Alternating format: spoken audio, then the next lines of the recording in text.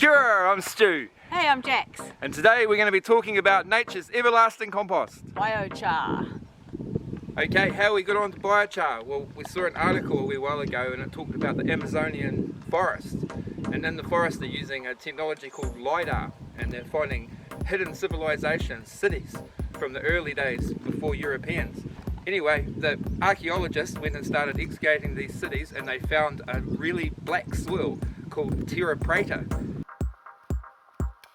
And this soil was incredible. They took it back and they studied it and they found it was full of fertility and full of microbial life, and this is 1,000 years after it was made or more. So that got my interest, so we eventuated from there. Some benefits of making biochar is you're taking carbon from the atmosphere and putting it back in the ground where it belongs. You're making a high-rise hotel for the microorganisms to live in the soil. And the third one is you get to play around with fires, which is really cool. Okay, this method we're going to make is with a retort pyrolysis kiln, but we prefer to call it the char maker and the tin man. Okay, first step is to fill your tin man. We've got some bark that's come off trees, some remu and an old skull, so bone as well, because it's so super good for your garden. And then put the lid on, make sure it's packed in good.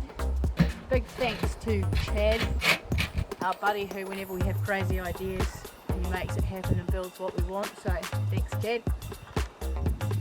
So your end product biochar is going to be what remains in your tin man. So now we're putting all the sticks around the outside, and that's going to be the fuel to make your biochar, to cook your biochar.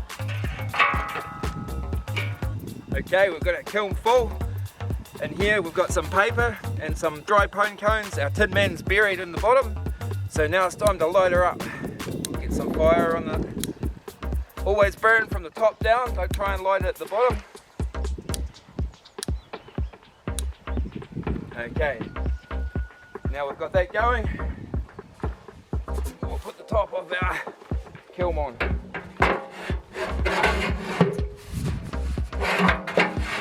There we go. Always use your cooktop for making stuff. If you need a coffee or anything, you can heat it on top. A lot of good energy on the top that you can use when you're making it. Got smoke coming up, it will go clear as soon as she's away. Okay, we've left the char maker for about an hour, and now the fire has burnt right down to the bottom. It's burning around the bottom, and it's basically just the gas that's burning, the tin man inside. And you'll see it's just a clear vapor that's coming out of the fire and incredibly hot.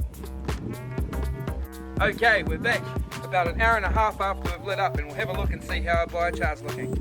So first, we've got to take the lid off the accumulator.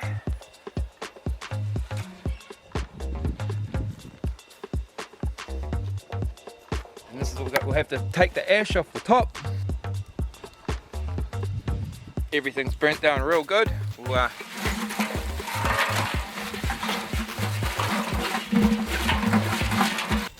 Okay, we've lifted our tin man out of the accumulator and we'll open it up and see what we've got, eh? Oh, look at that, beautiful. And then here we have biochar. Look at this, beautiful crisp char. And this was the skull we put in, just reduced. So from here we have to go and charge the char, and that will be the next step. Okay, we've made our biochar and now we're on the hoe run, the charging of the biochar. This is how we do it. First step is to find a metal bucket or something that you can chop in. Then you'll need to put your biochar in and give it a good chop up, so you're making it nice and fine.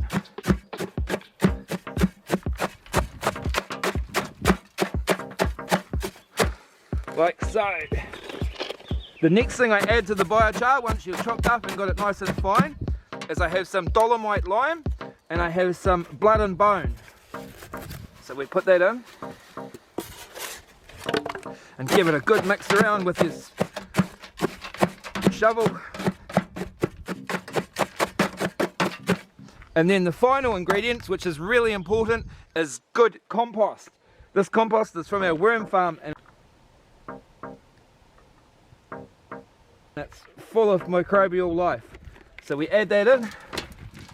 Now it's important that you don't use your shovel or you're going to chop up all your worms.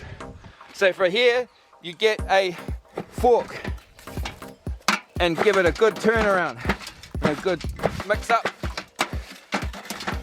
and get your biochar activated and underway. It could be up to 3 weeks before it will be activated, but the longer you leave it, the better. A quick method that you could get going at home and do yourself. Really, really simple. Okay, so what we've got here is we've got a batch of biochar that I've just made. This is yesterday's batch, sitting on a sheet of roofing iron. Okay, now here is the biochar maker, which is a drum with a side cut out of it. Okay, there's no holes in the bottom of the drum, just the side cut out of it. What's really important is that you keep the round of the drums in when you're cutting it. Okay, and the reason for that is when your biochar is ready, you can roll it and tip it onto the roofing iron. So you have to keep the rounds on. You'll need a couple of bricks, one on each side of the drum, just to keep it steady. Okay, our fire's burnt down now, just ready to restoke again. What you've got to do is you've got to get a stick and just give it a good level out and a good poke around. Pack those embers in the bottom. You'll notice that the flame has no smoke. It's just burning the gas of the wood. The wood was wet to start with and there's a bit of steam came off it, but it's a smokeless fire with being starved of oxygen. It's basically just gas burning. One or two bigger bits in there, but we're pretty good. Anything that's not broken down will break down next time we have it. Take it out. Now it's time to make our biochar. Chucking the water on. Woo!